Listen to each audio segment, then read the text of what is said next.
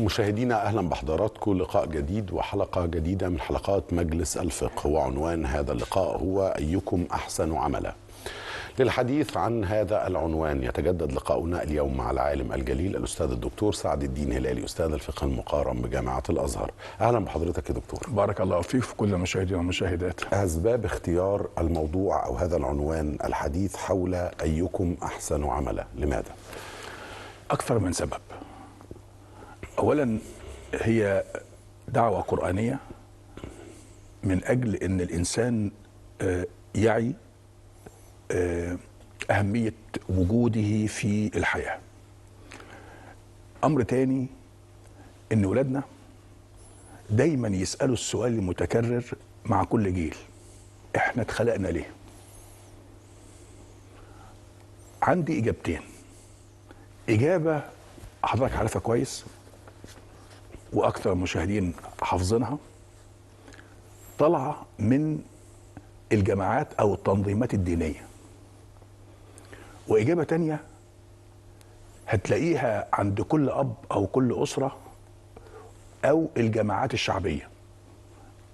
افترض أن أنا هقسم الجماعات والشلالية أو الأصدقاء أو المعارف إلى نوعين. نوع بيعتبر نفسه ديني، بيصف نفسه بأنه ديني، ونوع تاني بيصف نفسه أنه شعبي من الناس. يا أيها الناس إنا خلقناكم من ذكر وأنثى وجعلناكم شعوبا وقبائل تعرفوا. زي الجيران ما بيقعدوا مع بعض، الأصدقاء بيقعدوا مع بعض، ما بيقولوش إحنا جماعة دينية، لكن عندهم دين ولا عندهمش دين؟ نعم.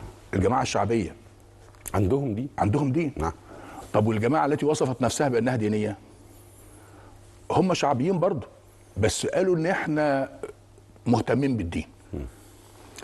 اللي قال مهتم بالدين ده مهتم بالدين الذي أنزله الله ولا الذي أنزله الله فآمنوا به وبانتقاء ما أنزله الله؟ هو ربنا أنزل التوراة، ربنا أنزل الإنجيل، ربنا أنزل القرآن، صح؟ فالذين قالوا إحنا جماعة دينية آمنوا بالثلاثة ولا آمنوا بأحد هذه الكتب وسائر الكتب جعلوها في نفوسهم، ولكن اللي بيفعلوه واحد؟ نعم. الثانية، الإجابة الثانية. وفي داخل النص القرآني لو آمنوا بالقرآن الكريم هيفعلوا القرآن بكل معانيه ولا بأحد معانيه اللي هم مقتنعين بيها؟ الإجابة الثانية. الإجابة الثانية اللي هم مقتنعين بيه بس. فأصبح كل جماعة دينية مقتنعة بوجه من وجوه فهمها لما أنزل الله عز وجل. طب والجماعة الشعبية بتتكلم بالفطرة، بتتكلم بإيه؟ بالفطرة، يعني مرجعيتهم الفطرة. اللي مرجعيتهم بيدعوا إنها مرجعية دينية بيقولوا لأولادنا إحنا اتخلقنا للعبادة، ويدللوا على ذلك بأواخر سورة الذريات: وما خلقت الجن والإنس إلا ليعبدون ما أريد منهم من رزق وما أريد أن يطعمون إن الله هو الرزاق ذو القوة المتين. فدي الإجابة اللي بتسمعها من الجماعات الدينية. طيب لو سمعت ناس بتتكلم بالفطرة، بتتكلم بمنطق الخبرة، بمنطق الحياة التي يعيشونها، عندهم دين، كل واحد معاه دينه اللي اختاره وعلاقته في دينه بينه وبين الله، لكن بيتكلم بالفطرة، بيقول لأولادنا إيه؟ إحنا اتخلقنا عشان أفرح بأن أنا أشوفك يا ابني، أنت بالنسبة لي قرة عين، وعلشان أعيش حياتي واشتغل واثبت وجودي واعمل رصيد لنفسي واسعدك، وبعدين لما انا ارحل انت كمان تسعد ولادك. فاحنا اتخلقنا علشان نثبت وجودنا ونشغل عقلنا، نؤدي رسالتنا في الحياة. بيتكلم بالفطرة. بيتكلم بايه؟ بالفطرة. ان دي حياتنا واحنا اتخلقنا بدون اذن، ما اشهدتهم خلق السماوات والارض ولا خلق انفسهم. فاحنا اتخلقنا بدون اذن، اتوجدنا، بس لما اتوجدنا بقيت فرحان بام وابويا، فرحان برؤيتهم، لما بشوفهم بحس بامان، ولما انا كبرت واتجوزت بقيت فرحان باهل بيتي وزوجتي، وبقيت فرحان بولادي، وهكذا انا بسعد ولادي زي ما ابي وامي اسعدوني. الاجابه دي اليس في قول الله عز وجل هو انشاكم من الارض واستعمركم فيها؟ في قول الله عز وجل يا ايها الناس انا خلقناكم من ذكر وانثى وجعلناكم شعوبا وقبائل لتعارفوا. اذا كلام ربنا بيتكلم بالفطره لهؤلاء. فانا عندي اجابتين، اجابه اهل الفطره واجابه من يدعي انه جماعه دينيه. اللي بيدعي انه جماعه دينيه بيجاوب بحسب قناعته باحد فهوم ما نزل من دين. عفوا يا دكتور، معلش، الإجابة الأولى اللي حضرتك قلتها بعض الناس قد لا تتفق مع ان حضرتك تقصر من يستخدمها كإجابة على الجماعات الدينية لأنها في القرآن الكريم. قصدي ممكن واحد من جماعة شعبية زي ما حضرتك بتقول يتسأل يقول القرآن قال وما خلقت الجن والإنس إلا ليعبدون، ويتكلم بقى يقول إعمار الأرض والعمل عبادة لآخر هذه الأمور. لو سبتني أكمل كنت هجاوب على طيب ما أنا لا أعلم اللي حضرتك هتجاوب عليها دلوقتي، ما أعرفش. أنا بس بأسس، لا أعلم إلا جميل. يبقى دي نقطة مهمة حضرتك هتصل إليها. اتفضل. بأسس الإجابات. فأنا عندي إجابتين. إجابة لجماعة أنا بصفها بأنها جماعة دينية، وفي الحقيقة هي جماعات دينية وليست جماعة واحدة، لأن كل جماعة مقتنعة بشيء نزل من السماء أو بما نزل من السماء بأحد المعاني دون المعاني الأخرى. فعندك أشعري ده جماعة دينية، عندك ماتريدي ده جماعة دينية، عندك معتزلة ده جماعة، وهكذا. أما الجماعة اللي بعتبرها شعبية وأنا بصفها بأنها شعبية، اللي هم الأب والأم والإخوة والأخوات والأصدقاء، اللي بيكلموا بالفطرة. بيكلموا بإيه؟ بالفطرة. بيقولوا إحنا بنبقى فرحانين بولادنا وزي فرحان بأهالينا، وإحنا عايزين نشتغل ونعمر الأرض وإلى آخره. جبت لهم أدلة من القرآن الكريم برضو إن الفطرة بتنطق وتقول هو أنشأكم من الأرض واستعمركم فيها، نص شرعي قرآني وفي نفس الوقت تعبير عن الفطرة. لما ربنا كمان بيقول لنا إنا خلقناكم من ذكر وأنثى وجعلناكم شعوبا وقبائل لتعارفوا، فأنت بتبقى فرحان بأصدقائك ومعارفك وجيرانك. أيضا دي إجابة قرآنية وفي ذات الوقت كاشفة للفطرة. إذا أنا أسست دلوقتي لكام مدرسة؟ 2. بقي سؤال اللي هو حضرتك ذكرته، وليه ما يبقاش المنطق من الجماعات الدينية وما خلقت الجن والإنس إلا ليعبدون هو إجابة صحيحة؟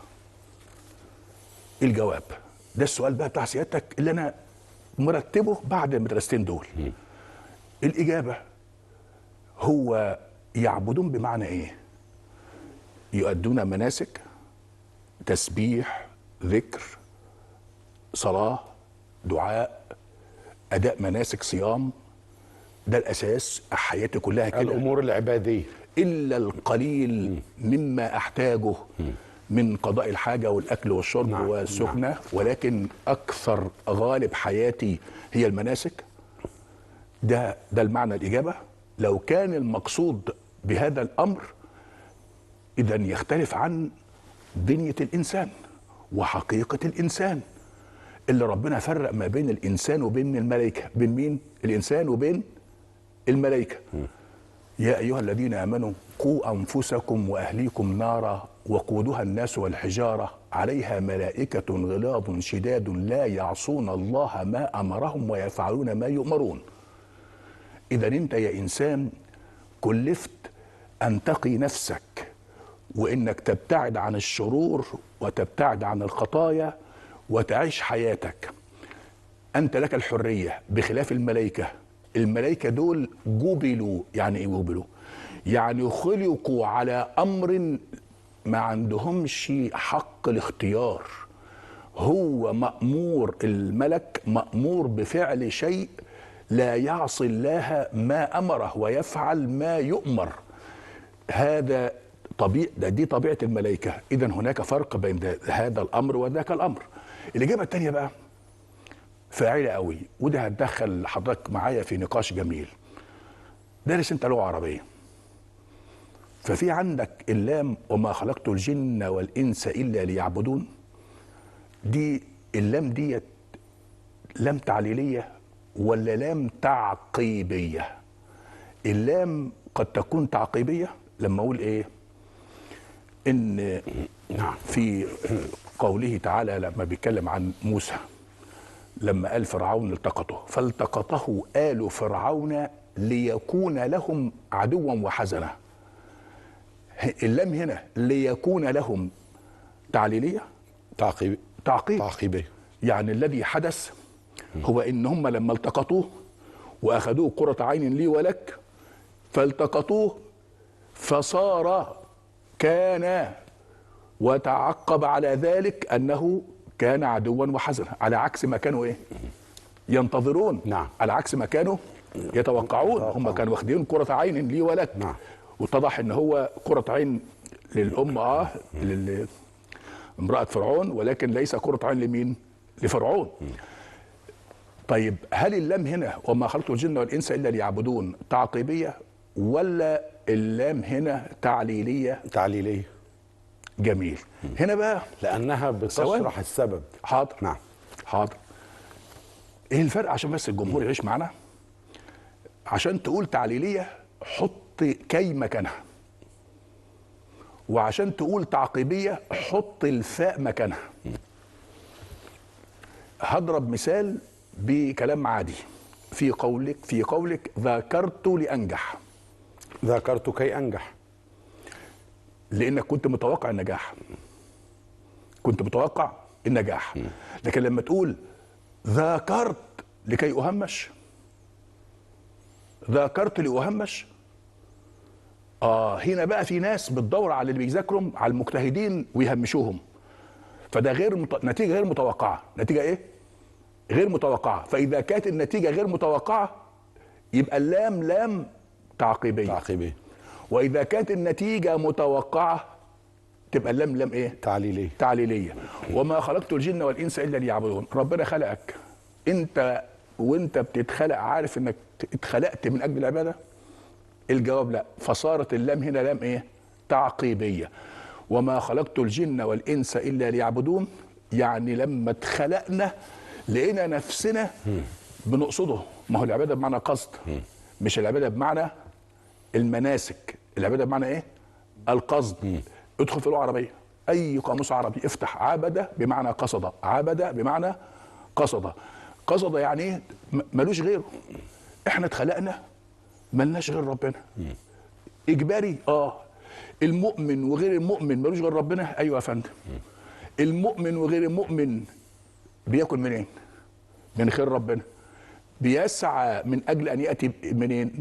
من الارض اللي ربنا خلقها. اذا وما خلقت الجن والانس الا ليعبدون اي يقصدون. فصارت الفاء هنا فاء تعقيبيه وليست تعليليه.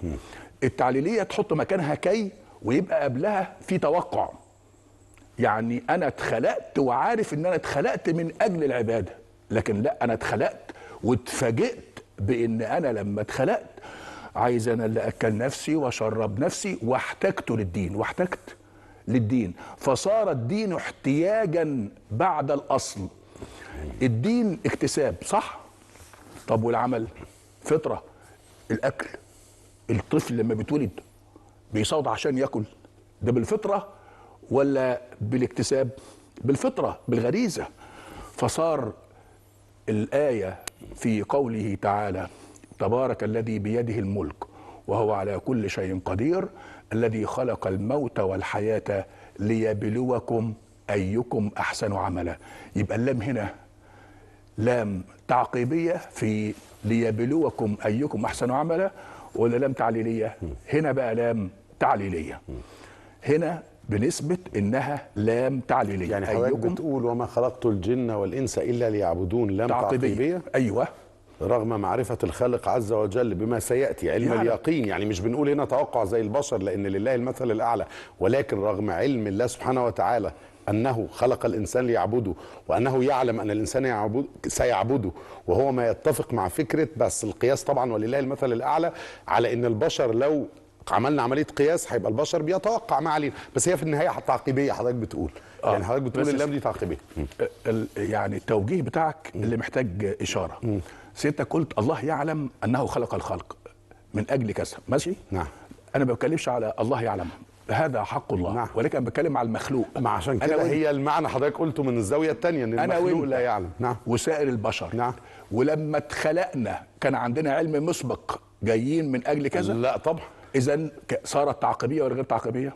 بالنسبه للمخلوق. بالنسبه للمخلوق تعقيبيه. اذا ناخد بقى اول رساله. عظيم. أيكم أحسن عملا، خلق الموت والحياة ليبلوكم أيكم أحسن عملا. ايوه يا فندم. اللام هنا لام تعليليه. خلق الموت، ناس ماتت ففضت مكان، صح؟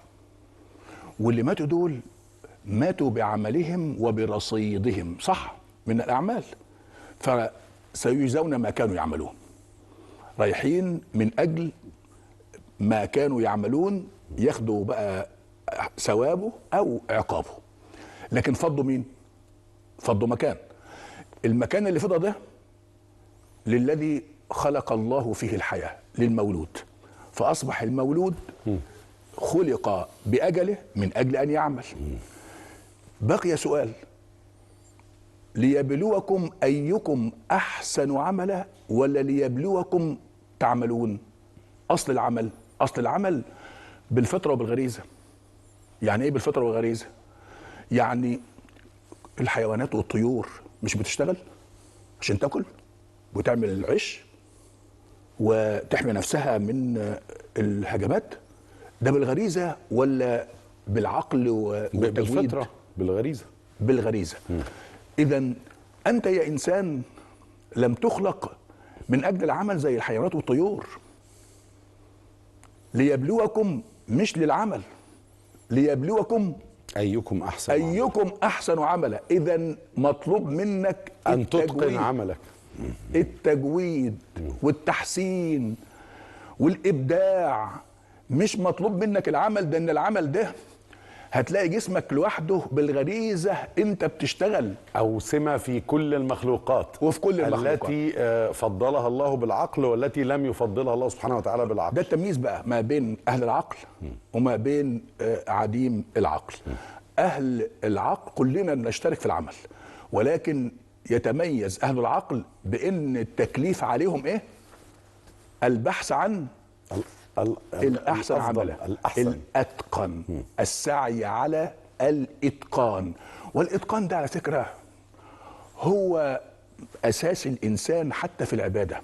حتى فين؟ في العبادة. في حديث أخرجه أحمد إن سيدنا رسول الله بيقول عن أبي هريرة: أتحبون أن تجتهدوا في الدعاء؟ انتوا عايزين دعاء قمة تجتهدوا في الدعاء؟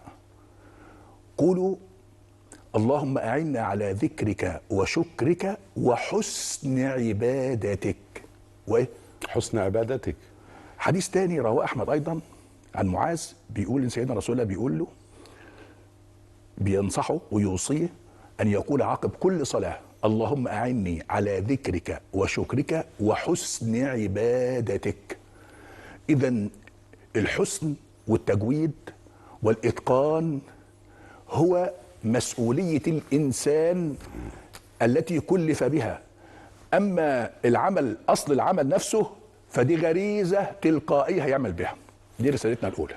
حسن العمل بإتقانه وطيب كسبه وتعميمه لمستحقيه. 3 أشياء يا فندم عشان تقول لي في حسن عمل. 1، تتقنه. الأمر الثاني إنك الثانية تقول لي فكرنا بها بإتقانه وطيب كسبه وتعميمه لمستحقيه. طيب كسبه يعني تبحث عن حلاله. الثالثة لما كسبت المكسب تصرفه بقى. ما ينفعش تاخد المكسب وتكنزه، لازم تصرفه على مين؟ على مستحقيه. مين مستحقيه؟